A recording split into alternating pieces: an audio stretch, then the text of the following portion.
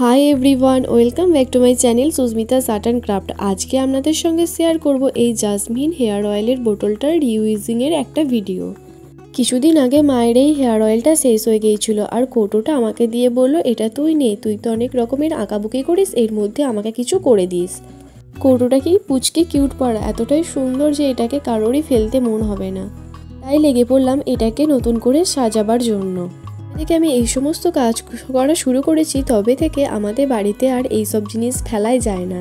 ফার্স্টে কৌটোটাকে একটা হোয়াইট কালারের বেস দিয়ে কভার করে দিয়েছি।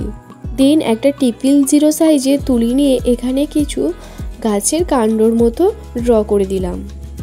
তো এই কন্টেনারটাকে এরকম আঁকাবাঁকা কাণ্ড দিয়ে সাজিয়ে দিলাম।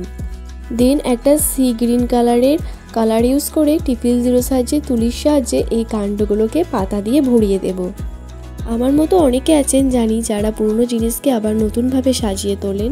যারা এই সমস্ত কাজ করেন তাদের একটা করে কাজ কমেন্ট বক্সে কমেন্ট করে দিন। স্বপ্ন সেটা নয় যেটা আমরা ঘুমিয়ে দেখি, স্বপ্ন সেটা যেটা আমাদের কখনো ঘুমোতেই দেয় না। জীবনে যতই বাধা আসুক, আপনার লক্ষ্য যদি স্থির থাকে তাহলে আপনিও দেখবেন একদিন ঠিক সফলতার পথে পৌঁছে গেছেন। গ্রিন কালারের পাতাগুলোকে কমপ্লিট করার পর একটা ভায়োলেট কালার নিয়ে নিয়েছি। এবার ভায়োলেট কালার দিয়ে ফাঁকা যে গাছের কাণ্ডগুলো আছে সেই কাণ্ডগুলোতে আরও কিছু পাতা দিয়ে সাজিয়ে দেব। শুধু পাতাগুলো দিয়ে ঠিক কন্টেনারটা মানাচ্ছে না, তাই ভাবলাম 2-3টে পাখি ড্র করে দিই। পাখিগুলো ড্র করার পর কি সুন্দর লাগছে দেখুন, পূর্ব লাগছে কন্টেনারটা, তাই না? মাঝে মধ্যে কিন্তু পাখেও পদ্ম ফোটে।